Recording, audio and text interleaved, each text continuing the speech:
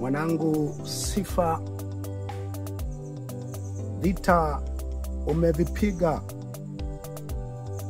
imani umeilinda, na mwendo umeumaliza. Ninao ujasiri wa kulitumia andiko hili juu ya maisha yako, kama ilivyoandikwa katika kitabu cha Timotheo wa pili sura 4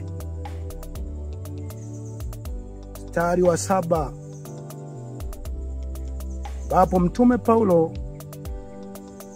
aliwahi kusema,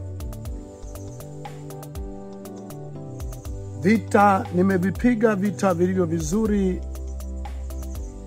mwendo nimeumaliza, na imani nimeilinda.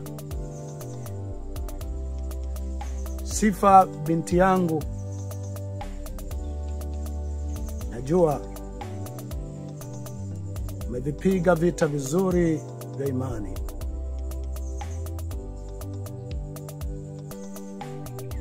Imani umeilinda, na mwendo umeumaliza. Nasikitika kuwatangazia kwamba leo tarehe 13 mwezi wa 5 mwaka 2025 ndio siku nayo watangazia kuwa mwanangu katika Kristo Yesu, Sifa Bonaventure Bujune amefariki. Amefariki katika hospitali ya taifa ya Muhimbili hapa Tanzania. Taarifa zaidi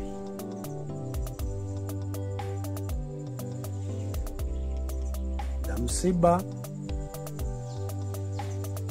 takapokuwa na mipango ya mazishi takavyokuwa,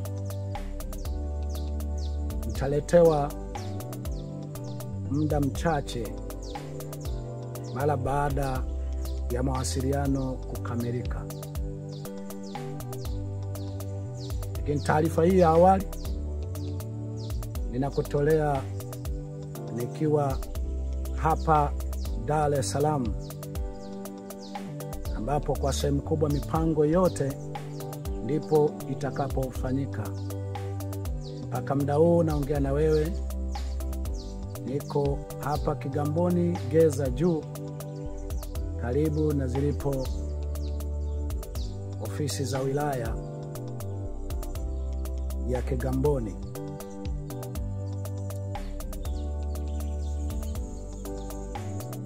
Lakini jambo lingine, mwanangu namuona kama shujaa. Ifahamike, sehemu kubwa ya kiitwacho makaburi ya mashujaa sio wale waliokomboa jamii waliokuwa wakipigania, bali ni wale waliokufa au waliouawa. Sehemu kubwa ya mashujaa ni wale waliokufa au waliouawa wakiwa katika kupigania jamii walizokuwa wakizipigania, kwamba kwa mapigano waliokuwa wakiyafanya waliziokoa jamii zile ama walishindwa. Lakini sehemu kubwa ya makaburi ya mashujaa ni ya wale waliopigania jamii zao, wakafia ama wakauawa wakiwa katika uwanja wa mapambano. Binti yangu mpaka siku ya mwisho anayokuwa katika maumivu makali, alikuwa na jambo analifanya kwa ajili ya kupigania jamii yake, taifa lake, watu wake. Na akiwa amerithi sehemu kubwa ya moyo wangu, walile usilopenda kutendewa usimtendee mwingine.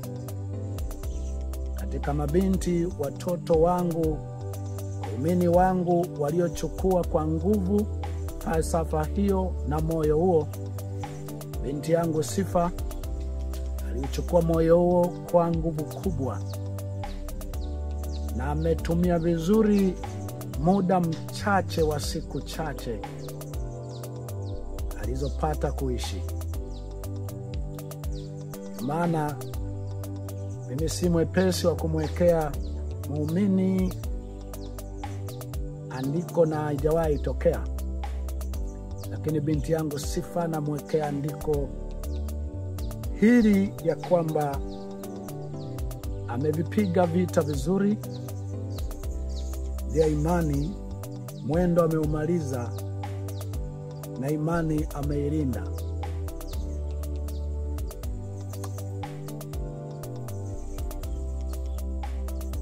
Jambo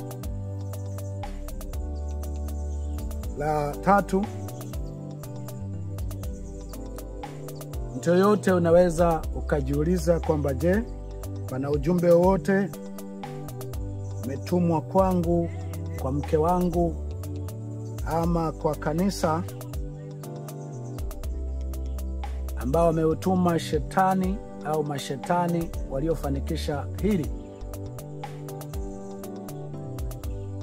Jibu ni kwamba psychological inawezekana kabisa kuna ujumbe walikuwa wananifikishia mimi,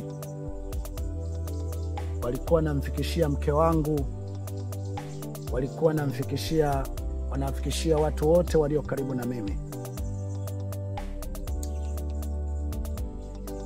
Jambo ambalo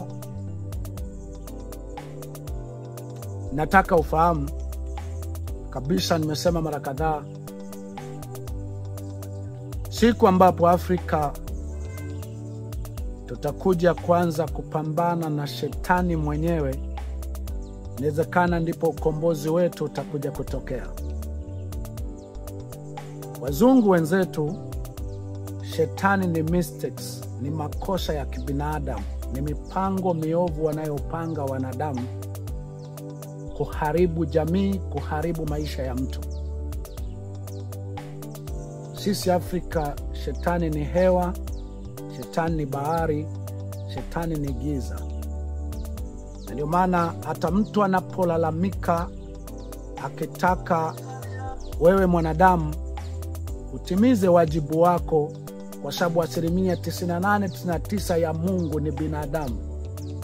Mungu alimwokoa Paulo kupitia watu waliomshusha chini ya kapu kwenye ukuta. Alimwokoa Paulo kupitia mjomba wake. Alimwokoa Yeremia kupitia wakuu. Wakati watu wa dini wametaka kumwangamiza Yeremia, wakuu walienda kuwazonga wale watu wa dini kwamba kwa kosa lipi Yeremia mumfanyie haya. Mungu aliwaokoa Perezi waliotumwa na Joshua kupitia Rahabu kahaba.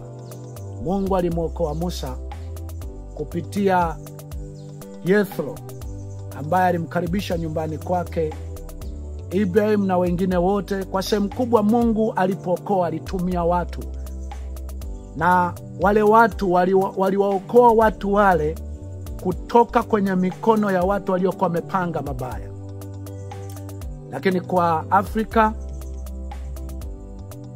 sisi kwa sehemu kubwa tukipiga kelele kusema mwanadamu yoyote unayeweza kuokoa, uliye na huruma, unayeweza kuchunguza ukaangalia mpango uliopo ni mpango wa aina gani, tumia elimu yako, tumia uwezo wako, tumia cheo chako.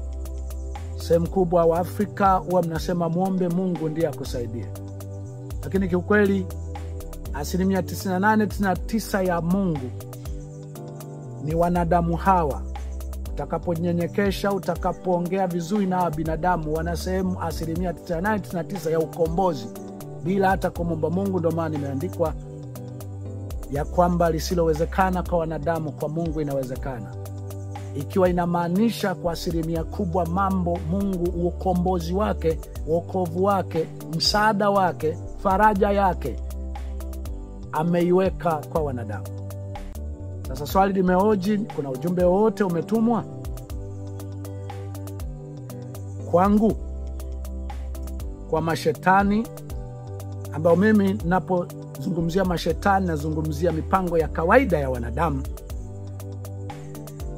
ambao humiliki smartphone, huwa wanakunywa soda, husikiliza.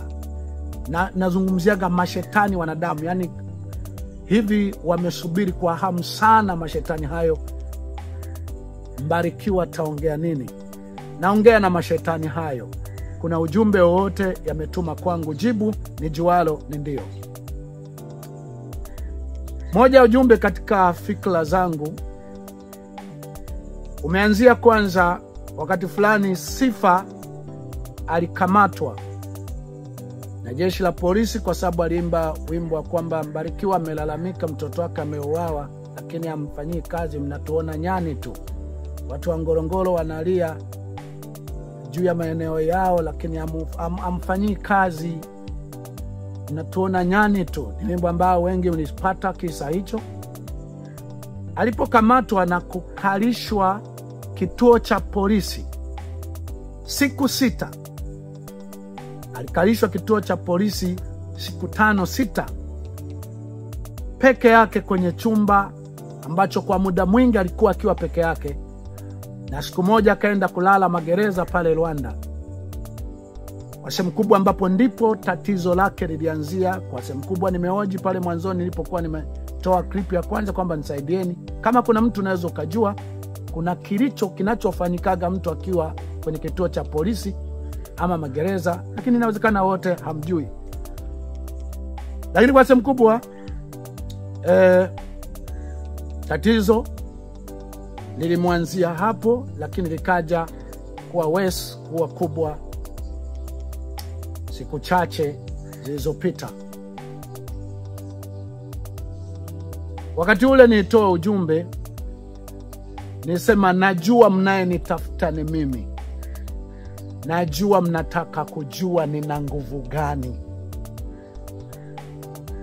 Shetani yoyote uliye nyuma ya mpango wa kumkamata binti katika jambo kama hili, kumkalisha siku 6 sehemu yenye baridi, sehemu yenye baridi kali kwenye Lumande, kituo cha polisi cha Central Mbeya, yeyote uliye push, yeyote uliye na maslahi juu ya kumkalisha binti yangu pale, najua kuna ujumbe unanitumia. Na moja ujumbe huo ni kutaka kujua nyuma ya Mbarikiwa kuendelea kupinga mabaya. Mbarikiwa nyuma yake anatumwa na nani? Nani wanaweza kumsaidia siku ya tatizo? Na mara kadhaa mimi nimwambia, nyuma yangu kuna haki tu, kuna moyo wa huruma tu, kuna moyo tu wa kukwambia usilopenda kutendewa usimtendee mwingine. Ni hicho tu, ni ule moyo uliokuwa kwa Yesu. Na wengine mnasema kwa nini sasa mashetani wanadamu wa kudhuru? Hata Yesu na mitume na watu wa Mungu walidhuriwa na watu waliopanga mipango mibaya juu yao.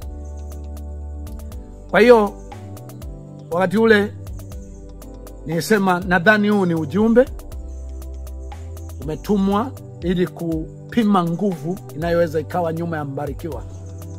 Na wakati huu Waswahili wanasema wasiwasi ni akili. Wakati huu na hisi inawezekana kabisa kuna ujumbe umetumwa. Tuone nani anaweza kukusaidia Mbarikiwa, ikiwa tutakukabili sisi mashetani, tutakukabili kibiolojia, kisayansi, kwa namna za kawaida. Niseme wanadamu hawa wana asilimia 99 ya Mungu. hawa waweza kunisaidia. Wasiponisaidia, Mungu kwa ile 1-2% ya uungu wake anaweza akanisaidia. Lakini hata asiponisaidia, sijutii kuwa mtu mwema, sijutii kupinga mabaya. Kwa sauti inayofanya wabaya washtuke, wasikie, wajue kuna mtu kasema, na kuna watu wameanza kuangazia ubaya wetu ulivyo. Sijutii, niko hivyo, nitabaki hivyo bila kujalisha nitaishi siku moja ama nitaishi miaka yoyote ya machozi nitakayoishi. Na natoa angalizo, kama kuna mtu ambaye wewe unaona bado tuendelee kumuona shetani ni kisichojulikana, ni hewa, ni katika ulimwengu wa roho, hakuna shida. Naweza kaendelea kuona hivyo, naweza kaendelea kupambana naye hivyo. Lakini kumbuka, wakati fulani wakati naongelea sana mauaji, utekaji, dhuluma na uonevu, watu wengi mlikuwa mkisema huna hekima, umechanganyikiwa, unahitaji counseling.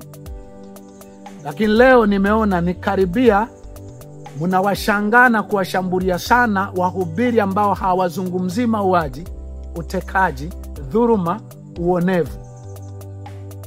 Na ukumbuke wakati ule niliongea sana, nikisema wakati huu mambo yajawa wesi, wakati huu mambo yajaribika sana.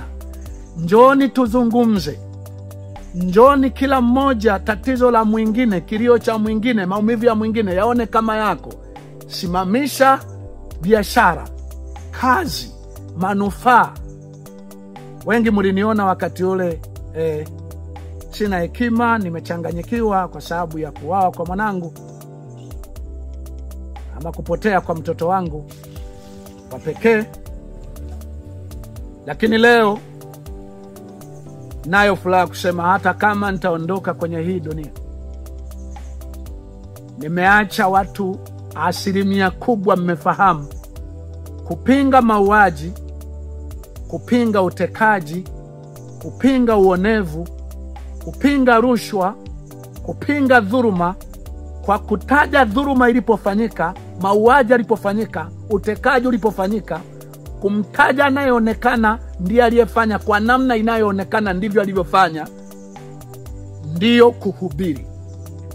Najua sio wote, lakini hata kama nitaondoka sasa duniani, najua nimeiona kwa macho yangu picha kwamba kuna watu wataendelea kupinga na kuona kupinga mauaji, kupinga mabaya, kupinga ubaya, kupinga rushwa, kupinga dhuluma, ndio kuhubiri neno la Mungu. Ukiwa unampinga aliyefanya kwa namna aliyofanya, kwa namna iliyo wazi,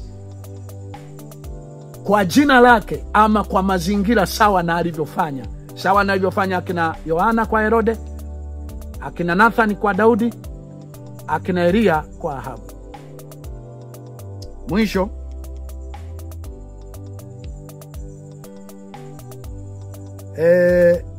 nitoe maoni yangu kama itakuja kupendeza katika miaka, niwe hai nisiwe hai, itakuja kupendeza kuja kuishi katika nchi ya ahadi ambayo Mungu alikusudia ikawemo Tanzania. Ninaomba jambo hili muje mlikumbuke miongoni mwa mambo mengi yaliyofanya nchi yetu, sijui ni kwa kiasi gani, lakini kwa baadhi yetu amekuwa ni mahali pa majuto, pa kilio kwa siku nyingi. Nitoe pendekezo langu, ikiwa itakuja kuwapendeza mtakapoingia katika nchi ya ahadi, kama nitakuwepo nitakumbusha, kama sitakuwepo uje mkumbuke jambo hili. Napendekeza hospitalini tutakapokuwa tunalipia, ingekuwa tuwe tunalipia matibabu, tusiwe tunalipia kile kinachofanywa chochote. Nikimaanisha matibabu, tuwe tunalipia ikiwa tatibiwa, ikiwa tatizo husika litapatiwa ufumbuzi. Nimesikia katika moja nchi zilizoendelea, ukisema naumwa zinakutibu kwanza, ndipo zinakupa gharama. Hazianzi kuuliza asset utatulipa nini. Hazianzi kuangalia uwezo wako. Cha kwanza zinaangalia kutatua lile tatizo, kwa sababu wao uhai ndio utajiri. Uhai ndio maendeleo. Ikiwa nchi yetu itakuja kuingia katika nchi ya ahadi ambayo Mungu ameikusudia, naomba ije ifike wakati tuje tuwe tunalipia matibabu, kwa maana ya kwamba tulipie kinachowezekana, kwa sababu yule mtu katika zile nchi akifariki, wale watu hawana uwezo wa kulipia, hakuwa na asset yoyote, huwa hawana cha kumfanya. Kwa hiyo naamini pia katika nchi yetu inaweza ikaja kuwa ni hatua ya maendeleo, lakini pia inawezekana matabibu wetu, sijui sana kwa sasa, lakini inawezekana watatumia na wasimamizi wao watatumia kila njia kuhakikisha mtu huyu ana survive, kwa sababu huenda malipo yanaweza yakalipwa ikiwa watafanya kazi ya kuokoa uhai, kutibu kwenyewe. Nje na hapa yamenikuta, ndio maana kila kinachonikuta naweza nikakitumia kufundishia wengine. Paka hapa nadhani zaidi ya milioni 6, 7, 8 zimetumika kwenye matibabu tu ya kawaida, na baadhi kwa sababu sasa hatuna elimu, hatuna uelewa, mengine ni unaletewa tu kwamba deni ni hili, kabla unakuwa hujapewa ufafanuzi kama litakuwepo, na wakati huo unakuwa huna nguvu ya kuhoji sana, kwa sababu kwanza uko kwenye pressure. Natakiwa ndugu yako itumike njia yoyote, kama kuna fedha ipo itumike, lakini atoke kwenye shida hiyo. Kwa hiyo hayo ni maoni yangu. Ikiwa nchi yetu itakuja kuingia katika nchi ya ahadi ambayo Mungu alikusudia na kuyaidia, takao kuwepo, kumbuke na hili. Ikiwa nitakuwepo kwa machozi yoyote, nitakumbusha hili. Inna lillahi wa inna ilaihi rajiun. Sisi ni wa Mwenyezi Mungu, na kwake tutarejea. Buriani shujaa, binti yangu Sifa, umevipiga vita vilivyo vizuri, mwendo umeumaliza, na imani umeilinda. Hii ni sauti ya mtu aliyetoka gerezani. Anasema, itengenezeni njia ya Bwana, nyosheni mapito yake. Heri mtu atakayeteswa, atakayefungwa, atakayeuawa, ama afae katika Bwana tangu sasa, apate kupumzika mara baada ya taabu yake. Tazama, Mungu mwenye haki yu karibu kuja. Hii ni maana neno Maranatha.